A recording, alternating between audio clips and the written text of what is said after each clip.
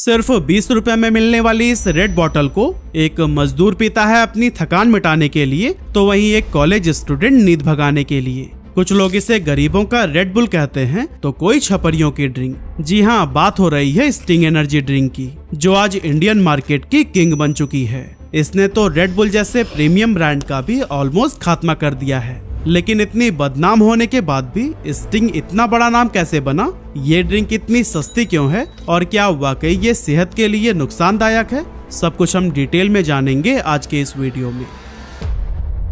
दोस्तों, भारत में energy drink का सफर काफी ज्यादा इंटरेस्टिंग रहा है। सबसे पहले 2001 में कोका कोला ने शॉक नाम से एक एनर्जी ड्रिंक लॉन्च की और 2008 में पेप्सिको ने सोबे के साथ अपनी किस्मत आजमाई। लेकिन दोनों ही अटेम्प्ट्स बुरी तरह से फेल रहे और कुछ ही टाइम में ये ड्रिंक्स मार्केट से गायब हो गईं। लेकिन फिर आया साल 2009 और यहीं से गेम पूरी तरह से बदल गया। इंडियन मार्केट में एंट्री करता है Australian brand red bull. 250 ml का एक चमकदार कैन, करीब 100 रुपए की कीमत और ब्रांडिंग ऐसी जो सीधे कॉलेज जाने वाले यंगस्टर्स और जिम फ्रीक्स को टारगेट करती थी। रेड बुल ने अपने आप को शुरुआत से ही एक कूल ड्रिंक के रूप में प्रेजेंट किया और कुछ ही सालों में इसका मार्केट शेयर 60% से भी ज्यादा हो गया। रेड बुल ने न सिर्फ इंडियन मार्केट में एनर्जी ड्रिंक की एक पूरी कैटेगरी खड़ी की, बल्कि ये भी दिखाया कि एक एनर्जी ड्रिंक लोगों की लाइफस्टाइल का भी हिस्सा बन सकती है। और फिर इसी सक्सेस को ही देखकर मार्केट में एक के बाद एक नए खिलाड़ी कूद पड़े। यूएसए से आया मॉन्स्टर एनर्जी, जो कि इंटरनेशनल लेवल पर रेड बुल का सबसे बड़ा कॉम्पिटिटर माना जाता है। तो वहीं इंडिया में लॉन्च किया गया जिंगा और क्लाउड9। और इन दोनों ही ड्रिंक्स की खास बात थी इनका 25 रुपए वाला अफोर्डेबल प्राइस टैग। और हाँ, कोका कोला भी कहाँ पीछे रहने वाला था। इसने अपना पुराना प्लान फिर से एक्टिवेट किया और लॉन्च किया बर्न नाम का एक एनर्जी ड्रिंक। लेकिन ये सारी कोशिशें ज्यादा देर तक नहीं टिक पाई। कुछ ब्रांड छोटे कस्टमर सेगमेंट में सिमट कर रह गए, तो कुछ बिना कोई शोर शराबे के गायब से हो गए। और इस तरह से 2015 तक इंडियन एनर्जी ड्रिंक मार्केट का असली किंग सिर्फ एक ही था, रेड बुल। इसने खुद को एक प्रीमियम सिंबल बना लिया था, एक ऐसी ड्रिंक जिसे पीकर लोग कूल और क्लासी दिखना चाहते थे। लेकिन दोस्तों, एक तरफ जहां रेड बुल का एम्पायर एक्सपैंड कर रहा था, वहीं दूसरी तरफ पेप्सिको के लिए हालात बुरे होते जा रहे थे। 2008 में सोबे के फेलियर ने पेप्सी के कॉन्फिडेंस को काफी तगड़ा झटका दिया था और उसके बाद से ही वो बस एक परफेक्ट कमबैक अपॉर्चुनिटी की तलाश में था। 2013 से 2016 के बीच पेप्सी, ट्रॉपिकाना और उसके दूसरे कई सारे कोर ब्रांड्स का मार्केट शेयर गिरने लगा था, जिससे इंडिया में पेप्सिको को लगातार लॉसेस फेस करने पड़े। और अब पेप्सिको चाहिए था एक ऐसा दाव जो न सिर्फ उसके पुराने नुकसान की भरपाई कर सके, बल्कि मार्केट में उसकी एक नई पहचान भी बना दे। लेकिन दोस्तों, पेप्सिको अभी अपने गिरते हुए ब्रांड्स और भारी लॉसेस से उबरने की प्लानिंग में लगा ही था, तभी इंडियन रेगुलेटरी एजेंसीज ने एक ऐसा कदम उठा लिया जिसने पूरे एनर्जी ड्रिंक मार्केट को हिलाकर रख दिया। असल में FSSAI यानी food safety and standards authority of India ने दिसंबर 2016 में एक नया रूल इंट्रोड्यूस किया। अब किसी भी एनर्जी ड्रिंक में कैफीन की लिमिट 300 mg पर लीटर से ज्यादा नहीं हो सकती। और फिर इसके बाद 1 जुलाई 2017 को एक और सख्त रूल लागू हुआ कि अब हर बोतल या कैन पर यह क्लियरली लिखना पड़ेगा कि 500 ml से ज्यादा कंजप्शन हेल्थ के लिए हार्मफुल है। इन सख्त नियमों के चलते कुछ एनर्जी ड्रिंक जिनमें हानिकारक इंग्रेडिएंट्स इस्तेमाल किए जा रहे थे, उन पर बैन लग गया और भारत की एनर्जी ड्रिंक मार्केट में एक खाली स्पेस बन गया। पेप्सिको ने भी ये मौका देखा और ये डिसाइड किया कि वो इसी गैप को ही फिल करेंगे। यही सोचकर 2017 में उन्होंने स्टिंग नाम की एक एनर्जी ड्रिंक इंडियन मार्केट में लॉन्च कर दी। इंटरेस्टिंग बात ये थी कि स्टिंग पेप्सिको का अपना ब्रांड नहीं था। असल में इस एनर्जी ड्रिंक की शुरुआत रॉकस्टार नाम की एक अमेरिकन कंपनी ने की थी।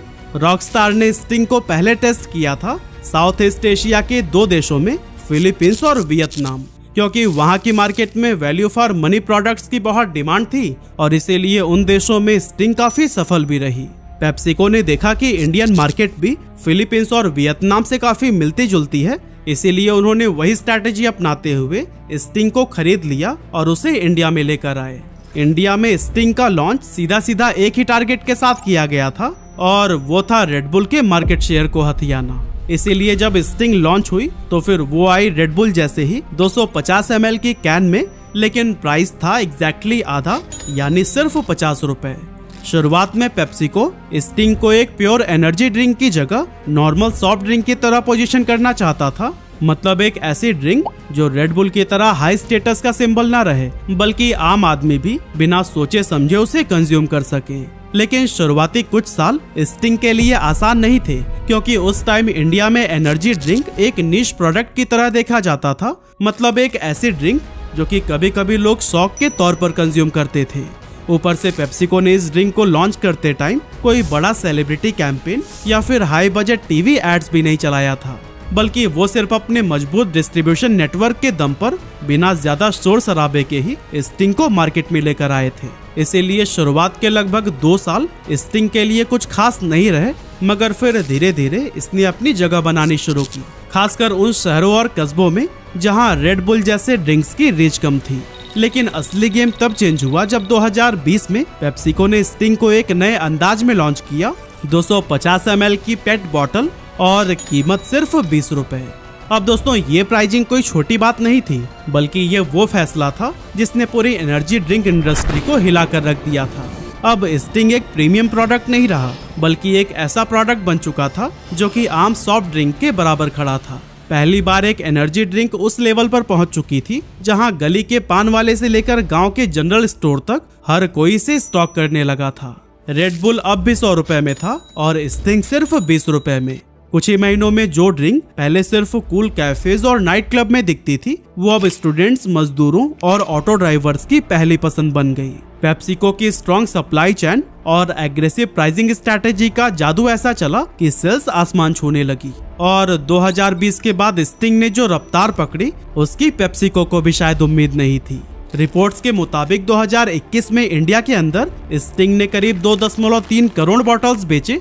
फिर 2022 में ये नंबर बढ़कर 6.5 करोड़ हो गया और 2023 में तो रिकॉर्ड ही टूट गया, 11 करोड़ बॉटल्स बिक गए। मतलब कि सिर्फ 4 सालों में ही स्टिंग ने इंडियन एनर्जी ड्रिंक मार्केट का पूरा नक्शा ही बदल दिया। 2018 में जहां रेड बुल के पास 75% मार्केट शेयर होता था, 2023 तक स्टिंग अकेला 90% शेयर का किंग बन चुका था, जबकि रेड बुल का शेयर गिरकर सिर्फ 7% पर आ गया। यहाँ तक कि पेप्सिको का भी कहना है कि स्टिंग की ग्रोथ रेट पिछले 30 सालों में किसी भी सॉफ्ट ड्रिंक ब्रांड से कहीं ज्यादा रही है। और दोस्तों स्टिंग के इस कामयाबी के पीछे कोई एक नहीं बल्कि काफी सारे रीजंस हैं, और एक सबसे बड़ा रीजन तो हम आपको बता ही चुके हैं, जो थी इसकी प्राइसिंग। दूसरा बड़ा फर्क था पैकेजिंग और सप्लाई चेन का। असल में रेड बुल सिर्फ एल्यूमिनियम कैन में मिलता था, जो कि बाहर से इंपोर्ट होता था। मतलब कि उसके हर एक कैन को इंडिया में लाने का कॉस्ट बहुत ज्यादा था। इसके अपोजिट स्टिंग को यहाँ इंडिया में ही मैन्युफैक्चर किया गया, और पेप्सिको के बॉटलिंग पार्टनर वरुण बेवरेजेज का वेल ऑर्गेनाइज नेटवर्क इस ड्रिंक को देश के हर कोने तक काफी तेजी से पहुंचाने लगा। इसके अलावा पेट बॉटल यानी पॉलीथीन टेरिपिथालेट फॉर्मेट एक मास्टर स्ट्रोक बना, क्योंकि एक तो ये सस्ता था, ऊपर से कैरी करना भी काफी आसान। रिजल्ट ये हुआ कि 2022 तक स्टिंग 2 मिलियन से भी ज्यादा रिटेल स्टोर्स पर मिलने लगा। और दोस्तों ये वही नेटवर्क था जो कि पेप्सी या कोक जैसे एस्टेब्लिश ब्रांड का होता है। यानी ये ड्रिंक सिर्फ बड़े शहरों तक ही सिमट कर नहीं रहा, बल्कि छोटे गांव और कस्बों की किराना पान की दुकानों तक भी पहुंचा। जबकि रेड बुल और मॉन्स्टर जैसे ब्रांड्स सिर्फ बड़े शहरों के हाई एंड स्टोर्स में मिलते थे। इसके अलावा मार्केटिंग के मामले में भी स्टिंग ने एक अलग स्ट्रैटेजी अपनाई, क्योंकि जहां रेड बुल अपने आप को फार्मूला 1 रेसिंग और महंगे ग्लोबल कैंपेन से कूल दिखाने में लगा रहा, वहीं स्टिंग ने शुरुआत में किसी बड़े सेलिब्रिटी ब्रांड एम्बेसडर का सहारा नहीं लिया। इसकी ब्रांडिंग एकदम प्योर देसी अंदाज में की गई, जिससे कि आम लोग भी रिलेट कर सके।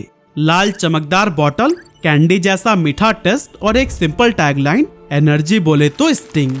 यही वजह थी कि 2019 से 2021 के बीच स्टिंग बिना किसी बड़े सेलिब्रिटी प्रमोशन के भी वायरल होता चला गया, और लोग इसके टेस्ट और इंस्टेंट एनर्जी इफेक्ट के बारे में सोशल मीडिया पर भी बात करने लगे। लेकिन फिर इसके बाद पेप्सिको ने स्टिंग की रीच को नेक्स्ट लेवल पर ले जाने के लिए अपना मार्केटिंग स्किल बढ़ाया और बॉलीवुड एक्टर अक्षय कुमार को ब्रांड एम्बेसडर बना लिया। अब स्टिंग की रीच सिर्फ दुकानों पर नहीं, बल्कि टीवी स्क्रीन्स और थिएटर्स तक फैलने लगी। साथ ही पेप्सिको ने कुछ अलग टाइप के कैंपेन्स भी लॉन्च किए, और इसका एक एग्जांपल था 2024 का डार्ट कैंपेन, जो कि एक शॉर्ट थ्रिल मूवी की तरह डिजाइन किया गया था। इस ऐड को पूरे देश के पीवीआर सिनेमाज में 2 मिनट की एक छोटी सी मूवी के रूप में दिखाया गया। 133 सेकंड के इस ऐड में एक इंटरेस्टिंग कहानी दिखाई गई, जिसमें एक सिक्योरिटी गार्ड स्टिंग पीकर एनर्जी से भर जाता है और एक स्नाइपर की साजिश को नाकाम कर देता है, जिससे एक इंडस्ट्री टाइकून की जान बच जाती है। लेकिन दोस्तों, जैसे जैसे स्टिंग की पॉपुलैरिटी बढ़ी, वैसे इसके चारों तरफ कुछ परसेप्शंस भी बनने लगे, जैसे कि इसकी कम कीमत की वजह से काफी सारे लोग इसे गरीबों का रेड बुल कहने लगे। साथ ही बहुत सारे लोगों ने इसे छपरियों की एनर्जी ड्रिंक का भी नाम दिया। अब दोस्तों, इसके पीछे एक हार्श लेकिन असल सच था कि स्टिंग के सबसे बड़े खरीदार वो दिहाड़ी मजदूरी करने वाले लोग बने, जो कि हर रोज जी तोड़ मेहनत वाला काम करते हैं। थकान से टूटा हुआ मजदूर, दिन भर रोड पर रिक्शा खींचने वाला या फिर एक कंस्ट्रक्शन वर्कर, ये लोग स्टिंग इसलिए पीते हैं क्योंकि इससे इन्हें सस्ते में वो इंस्टेंट एनर्जी मिलती है, जो कि इनके काम में बहुत हेल्प करती है। लेकिन फिर दोस्तों, इसके बाद से पढ़े लिखे तबके के बहुत सारे शहरी लोग अब स्टिंग पीने में शर्म महसूस करने लगे। सोचिए, एक ड्रिंक जो एनर्जी के लिए बनी थी, उसे क्लास और सोशल इमेज के तराजू में तौला जाने लगा। लेकिन सच्चाई ये भी है कि इंडिया की मेजॉरिटी पॉपुलेशन उन्हीं लोगों से ही बनी है जो कि स्टिंग को रोज कंज्यूम करते हैं, बिना किसी ब्रांड परसेप्शन के, सिर्फ अपनी जिंदगी की थकान मिटाने के लिए। और यही वजह है कि इन सोशल स्टीरियोटाइप के बावजूद स्टिंग की ग्रोथ कभी नहीं रुकी। इसके अलावा बहुत सारे लोगों के मन में स्टिंग को लेकर कुछ हेल्थ कॉन्सर्न्स भी हैं और लोग इसे लाल रंग वाला जहर, लत लगाने वाला नशा और ना जाने क्या क्या कहते हैं। पर इन सभी बातों के पीछे सच्चाई क्या है? क्या स्टिंग वाकई दूसरे एनर्जी ड्रिंक से ज्यादा नुकसानदायक है? आइए इसको समझने की कोशिश करते हैं। वैसे आगे बढ़ने से पहले मैं आपको एक डिस्क्लेमर देना चाहता हूं कि जो भी इन्फॉर्मेशन मैं आपको शेयर करने वाला हूं, वो पूरी तरह इंटरनेट पर की गई रिसर्च पर बेस्ड है और मैं किसी भी ड्रिंक को पीने के लिए आपको प्रमोट या इनकरेज नहीं कर रहा हूं। सबसे पहले बात करते हैं स्टिंग के लाल रंग की, जिसके चलते लोग इसकी तुलना जहर से कर देते हैं। लेकिन हकीकत ये है कि इसका ये चटक लाल रंग एलुरा रेड एसी जैसे फूड कलर से आता है, जो कि भारत में FSSAI अप्रूव्ड है। हाँ, ज्यादा मात्रा में ये भी शरीर पर बुरा असर डाल सकता है, लेकिन वो तब होगा जब आप लंबे समय तक हर रोज 2-3 बॉटल्स पी रहे हों। इसके अलावा स्टिंग के लिए लोगों में एक परसेप्शन ये भी बहुत कॉमन है कि इससे दिल कमजोर होता है और हार्ट अटैक हो सकता है, क्योंकि कुछ लोगों को स्टिंग पीने के बाद से हार्ट रेट बढ़ने की प्रॉब्लम होती है। लेकिन असल हकीकत यह है कि ऐसा कैफीन की वजह से होता है, जो कि हर एनर्जी ड्रिंक का एक कॉमन इंग्रेडिएंट है। मतलब कैफीन सिर्फ स्टिंग में नहीं, बल्कि बाजार में मिलने वाली हर एनर्जी ड्रिंक में होता है। और इससे हार्ट रेट भी सबका नहीं बढ़ता, बल्कि सिर्फ उन लोगों का बढ़ता है जो पहले से हार्ट पेशेंट हैं या फिर जिन्हें एंजाइटी की दिक्कत है। अगर स्टिंग की बात करें तो उसकी एक 250 ml की बोतल में लगभग 72 mg कैफीन होता है और ये क्वांटिटी एक नॉर्मल कप कॉफी से लगभग 1.5 गुना ज्यादा है। इसी तरह से रेड बुल के 250 ml के कैन में करीब 80 mg कैफीन होता है। मतलब कैफीन के मामले में स्टिंग और red bull almost same level पर हैं। लेकिन बात जब चीनी की होती है तो यहाँ पर एक बड़ा डिफरेंस सामने आता है। स्टिंग में 6.8 ग्राम पर 100 ml चीनी होती है, जबकि रेड बुल में ये क्वांटिटी 11 ग्राम पर 100 ml तक पहुंच जाती है। यानी सर्विंग साइज के हिसाब से स्टिंग में दूसरे पॉपुलर एनर्जी ड्रिंक से कम शुगर है। और रही बात लत लगने की, तो ऐसा शुगर और कैफीन के मिक्सचर की वजह से होता है। असल में स्टिंग पीने के बाद लोगों को शॉर्ट टर्म के लिए एनर्जी का एक बूस्ट मिलता है, जिससे उन्हें एक गुड फीलिंग आती है। और इसी फीलिंग को ही बार बार महसूस करने के लिए लोग इसे रेगुलरली पीने लगते हैं। और दोस्तों, अगर स्टिंग या फिर किसी भी एनर्जी ड्रिंक का ओवर कंजप्शन किया जाए तो इसके बहुत सारे साइड इफेक्ट्स भी सामने आ सकते हैं, जैसे नींद उड़ जाना, हार्ट रेट का अचानक बढ़ जाना या फिर ब्लड प्रेशर का स्पाइक। और इसीलिए बच्चों और प्रेग्नेंट महिलाओं के लिए ये ड्रिंक साफ तौर पर मना किए गए हैं। लेकिन दोस्तों, अब सवाल उठता है कि आज के दौर पर स्टिंग खड़ा कहाँ है और इसका फ्यूचर क्या है। देखिए दोस्तों, 2024 की एक रिपोर्ट के मुताबिक इंडिया की एनर्जी ड्रिंक मार्केट 7800 करोड़ रुपए से ज्यादा की हो चुकी है और अनुमान है कि 2030 तक ये 16,000 करोड़ रुपए को भी क्रॉस कर जाएगी। और क्योंकि स्टिंग इस मार्केट का सबसे बड़ा प्लेयर है, इसीलिए आने वाले कुछ सालों में ये 1.5 से 2 गुना तक ग्रो कर सकता है। रेड बुल, जो एक टाइम पर भारत में एनर्जी ड्रिंक का दूसरा नाम माना जाता था, अब सेल्स और मार्केट शेयर की रेस में बहुत पीछे छूट गया है। वहीं दूसरी तरफ पेप्सिको की इस सक्सेस को देखकर कोका कोला ने भी 2022 में थम्स अप चार्ज नाम से 20 रुपए के प्राइस पर अपना एक एनर्जी ड्रिंक लॉन्च किया था ताकि मास मार्केट में अपने पैर जमा सके। लेकिन अभी भी वो सेल्स के मामले में स्टिंग से काफी पीछे है। और दोस्तों, पेप्सिको भी सिर्फ एक प्रोडक्ट लॉन्च करके ही नहीं रुक गया, बल्कि वो लगातार नए फ्लेवर्स भी ला रहा है। फिलहाल की अगर बात करें तो स्टिंग रेड के अलावा ब्लू करंट और गोल्ड नाइट फ्यूल, ये 2 फ्लेवर्स भी इंडियन मार्केट में अवेलेबल हैं। अब अंत में बस मैं यही कहना चाहता हूँ कि स्टिंग को लॉन्च करके पेप्सिको ने ये दिखा दिया कि अगर स्ट्रैटेजी सही हो तो भारत जैसी प्राइस सेंसिटिव मार्केट में भी पुराने से पुराने कॉम्पिटिटर्स को हराया जा सकता है। वैसे आप हमें कमेंट करके जरूर बताइएगा कि क्या आपने कभी ये ड्रिंक पी है, और अगर पी है तो इसका टेस्ट आपको कैसा लगा।